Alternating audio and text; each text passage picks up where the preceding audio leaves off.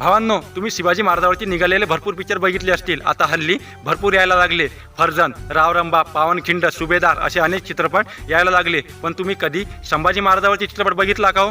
पाहिला का नाही? तुम्हाला काय गरज पडली? तुम्हाला 2 टाईम घरात खायला मिळतं. तुम्हाला काय गरज संभाजी महाराजांनी कसंही मरण पत्करावं? जोक वाटतो तुम्हाला?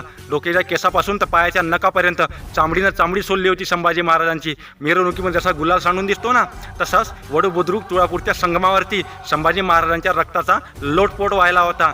रक्त या मातीमध्ये सांडलं होतं. गुडघ्याच्या वाट्या काढल्या होत्या.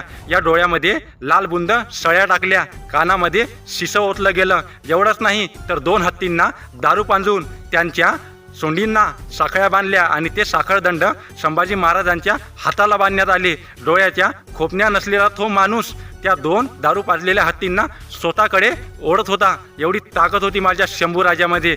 तर हे सगळं कोणामुळे